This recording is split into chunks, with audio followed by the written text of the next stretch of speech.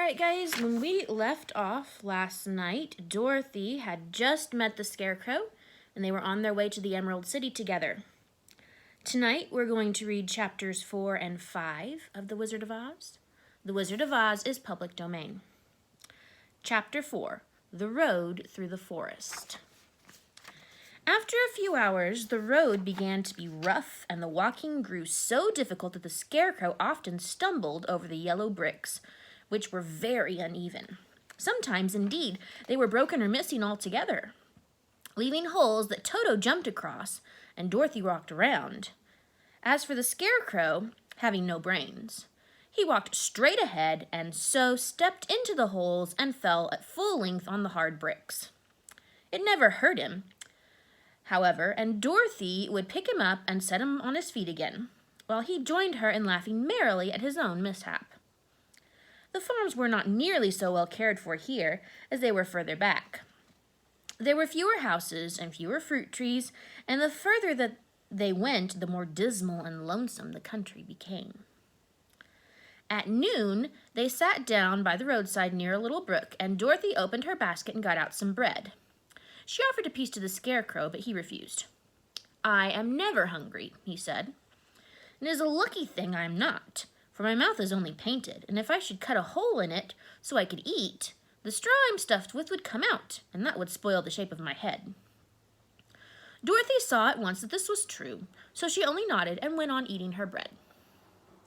"Tell me something about yourself and the country you came from," said the Scarecrow when she had finished her dinner.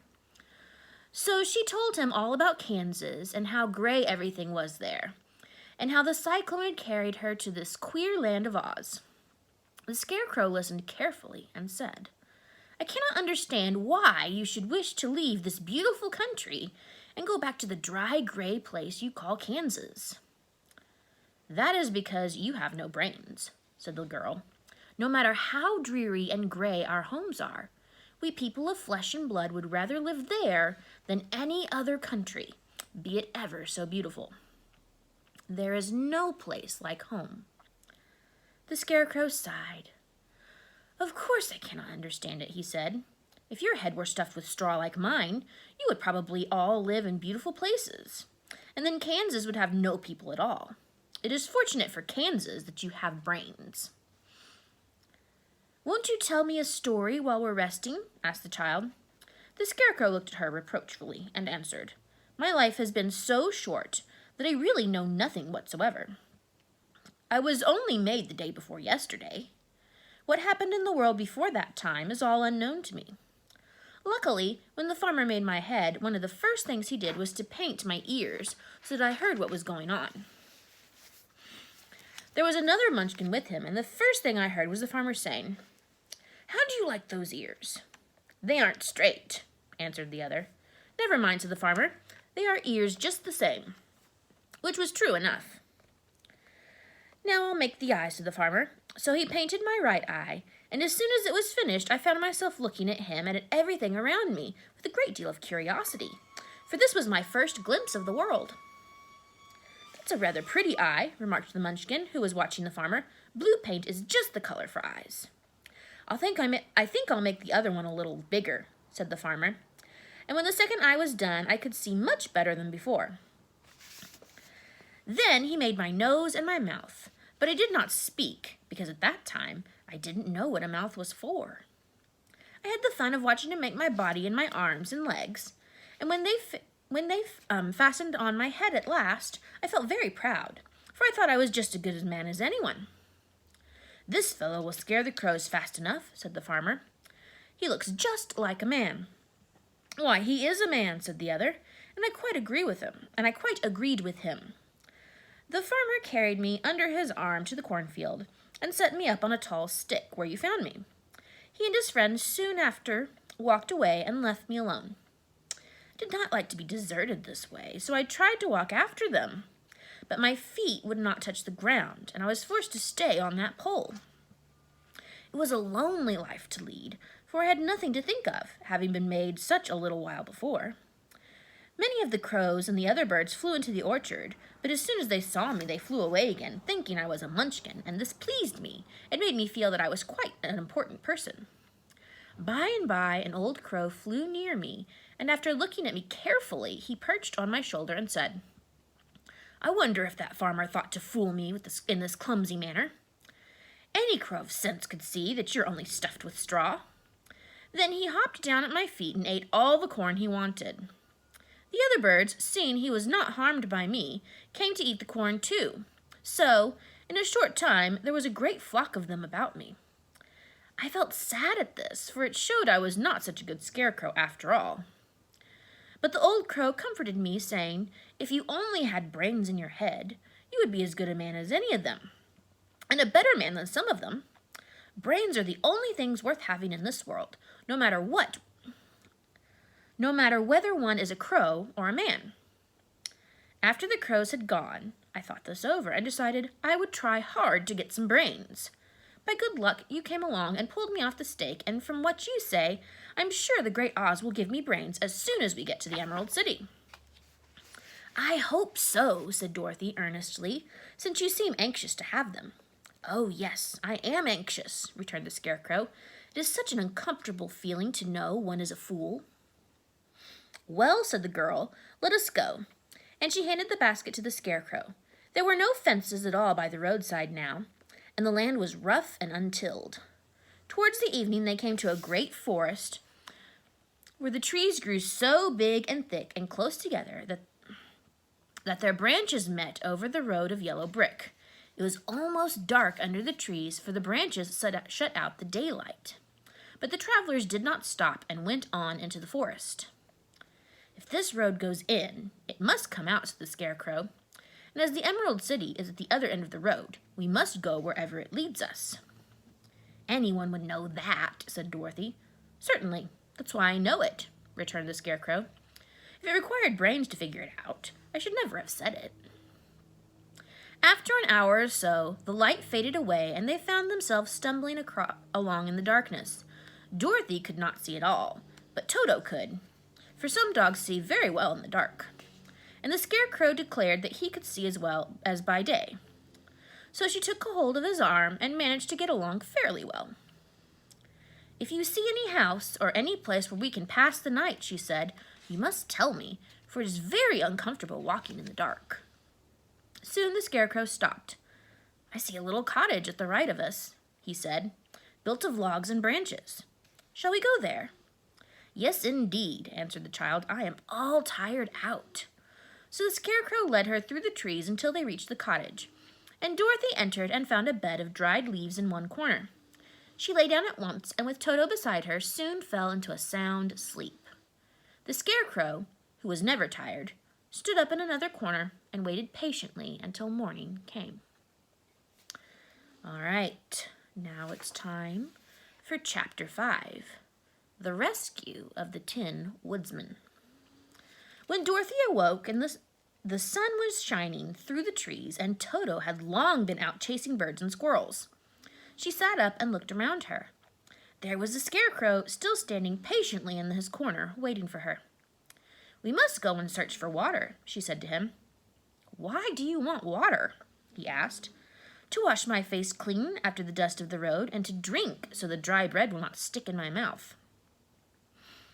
"It must be inconvenient to be made of flesh," said the Scarecrow thoughtfully, "for we must sleep and eat and drink. However, you have brains, and it is worth a lot of bother to be able to think properly." They left the cottage and walked through the trees until they had found a little spring of clear water, where Dorothy drank and bathed and ate her breakfast. She saw that there was not much bread left in the basket, and the girl was thankful the Scarecrow did not have to eat anything, for there was scarcely enough for herself and Toto for the day. When she had finished her meal and was about to go back to the road of yellow brick, she was startled to hear a deep groan nearby. "What was that?" she asked timidly. "I cannot imagine," replied the Scarecrow, "but we can go and see." Just then another groan reached their ears, and the sound seemed to come from behind them. They turned and walked through the forest a few steps, when Dorothy discovered something shining in a ray of sunshine that fell between the trees. She ran to the place and then stopped short with a cry of surprise. One of the trees had been partly chopped through, and standing beside it with an uplifted axe in his hands was a man made entirely of tin. His head and arms and legs were jointed upon his body, but he stood perfectly motionless, as if he could not stir at all. Dorothy looked at him in amazement, and so did the Scarecrow, while Toto barked sharply and made a snap at the tin legs, which hurt his teeth. "Did you groan?" asked Dorothy. "Yes," answered the Tin Man, "I did. I've been groaning for more than a year, and no one has ever heard me before or come to help me." "What can I do for you?" she inquired softly, for she was moved by the sad voice in which the man spoke. "Get an oil can and oil my joints," he answered. "They are rusted so badly that I cannot move them at all. If I am well oiled, I shall soon be all right again. You will find an oil can on a shelf in my cottage." Dorothy at once ran back to the cottage and found the oil can. And then she returned and asked anxiously, "Where are your joints?" "Oil my neck first," replied the Tin Woodsman. So she oiled it, and as it was quite badly rusted, the Scarecrow took hold of the tin head and moved it gently from side to side until it worked freely, and then the man could turn it himself. "Now the joints in my arms," he said. And Dorothy oiled them, and the Scarecrow bent them carefully until they were quite free from rust and as good as new. The Tin Woodsman gave a sigh of satisfaction and lowered his axe, which he leaned against the tree. "This is a great comfort," he said. "I have been holding that axe in the air ever since I rusted, and I'm glad to be able to put it down at last. Now, if you will oil the joints in my legs, I shall be all right once more." So they oiled his legs until he could move them freely, and he thanked them again and again for his release, for he seemed a very polite creature and very grateful. "I must have stood there always if you had not come along," he said. "So you have certainly saved my life. How did you happen to be there?" "We were on our way to the Emerald City to see the Great Oz," she answered. "And we stopped at your cottage to pass the night." "Why do you wish to see Oz?" he asked. "I want him to send me back to Kansas, and the Scarecrow wants him to put a few brains into his head," she replied. The Tin Woodsman appeared to think deeply for a moment. Then he said, "Do you suppose Oz could give me a heart?" "Why, I guess so," Dorothy answered. "It would be as easy as to give the Scarecrow brains." "True," the Tin Woodsman replied. "So if you will allow me to join your party, I will go to the Emerald City and ask Oz to help me." "Come along," said the Scarecrow heartily. And Dorothy added that she would be pleased to have his company. So the Tin Woodsman shouldered his axe, and they all passed through the forest until they came to the road that was paved with yellow brick. The Tin Woodsman had asked Dorothy to put the oil can in her basket. "For," he said, "if I should get caught in the rain and rust again, I would need the oil can badly." It was a bit of good luck to have their new comrade join the party, for soon after they had begun their journey again, they came to a place where the trees and branches grew so thick over the road that the travelers could not pass. But the Tin Woodsman set to work with his axe and chopped so well that soon he cleared a passage for the entire party. Dorothy was thinking so earnestly as they walked along that she did not notice when the Scarecrow stumbled into a hole and rolled over to the side of the road. Indeed, he was obliged to call to her to help him up again. "Why didn't you walk around the hole?" asked the Tin Woodsman. "I don't know enough," replied the Scarecrow cheerfully. "My head is stuffed with straw, you know, and that is why I'm going to Oz to ask for some brains." "Oh, I see," said the Tin Woodsman. "But, after all, brains are not the best things in the world." "Have you any?" inquired the Scarecrow. "No, my head is quite empty," answered the Woodsman. "But once I had brains, and a heart also. So having tried them both, I should much rather have a heart." "And why is that?" asked the Scarecrow. "I will tell you my story, and then you will know." So while they were walking through the forest, the Tin Woodsman told the following story. "I was born the son of a woodsman who chopped down trees in the forest and sold the wood for a living. When I grew up, I too became a wood chopper, and after my father died, I took care of my old mother as long as she lived. Then I made up my mind that instead of living alone, I would marry, so that I might not become lonely. There was one of the Munchkin girls who was so beautiful that I soon grew to love her with all my heart. She, on her part, promised to marry me as soon as I could earn enough money to build a better house for her. So I set to work harder than ever. But the girl lived with an old woman who did not want her to marry anyone. For she was so lazy, she wished the girl to remain with her and do the cooking and the housework. So the old woman went to the Wicked Witch of the East and promised her 2 sheep and a cow if she would prevent the marriage. Thereupon the Wicked Witch enchanted my axe, and when I was chopping away at my best one day, for I was anxious to get the new house and my wife as soon as possible, the axe slipped all at once and cut off my left leg. This at first seemed a great misfortune, for I knew a one-legged man could not do very well as a wood chopper. Soon I went to a tinsmith and had him make me a new leg out of tin. The leg worked very well once I got used to it. But my action angered the Wicked Witch of the East, for she had promised the old woman I should not marry the pretty Munchkin girl.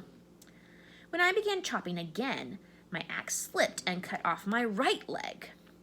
Again I went to the tinner, and again he made me a leg out of tin. After this, the enchanted axe cut off my arms, one after the other. But, nothing daunted, I had them replaced with tin ones. The Wicked Witch then made the axe slip and cut off my head, and at first I thought that was the end of me. But the tinner happened to come along, and he made me a new head out of tin. I thought I had beaten the Wicked Witch then, and I worked harder than ever. But I knew how cruel my enemy could be. Oh, but little I knew how cruel my enemy could be. She thought of a new way to kill my love for the beautiful Munchkin maiden, and made my axe slip again, so that it cut right through my body, splitting me into 2 halves.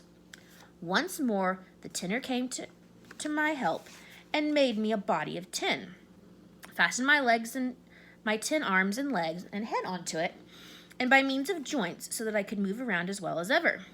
But alas, I had now no heart, so that I lost all my love for the Munchkin girl and did not care whether I married her or not.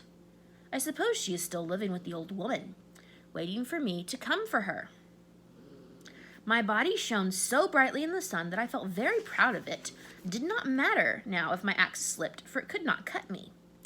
There was only one danger, that my joints would rust. But I kept an oil can in my cottage and took care to oil myself whenever I needed it. However, there came a day when I forgot to do this, and being caught in a rainstorm, before I thought of any danger, my joints had rusted, and I was left to stand in the woods until you came to help me. It was a terrible thing to undergo. But during the year I stood there, I had time to think that the greatest loss I had known was the loss of my heart. While I was in love, I was the happiest man on earth. But no one can love who has not a heart. And so I am resolved to ask Oz to give me one. If he does, I will go back to the Munchkin maiden and marry her. Both Dorothy and the Scarecrow had been greatly interested in the story of the Tin Woodsman, and they knew why he was so anxious to get a new heart. All the same, said the Scarecrow, I shall ask for brains instead of a heart, for a fool would not know what to do with a heart if he had one. I shall take the heart, returned the Tin Woodsman, for brains do not make one happy, and happiness is the best thing in the world. Dorothy did not say anything, for she was puzzled to know which of her 2 friends was right, and she decided that if she could get back to Kansas and Aunt Em, it did not matter so much whether the Woodsman had no brains and the Scarecrow had no heart, or each got what he wanted. What worried her the most was that the bread was nearly gone, and another meal for herself and Toto would empty the basket. To be sure, neither the Woodsman or the Scarecrow ever ate. But she was not made of tin or straw and could not live unless she was fed. All right, guys, I will read 2 more chapters tomorrow. Have a good night.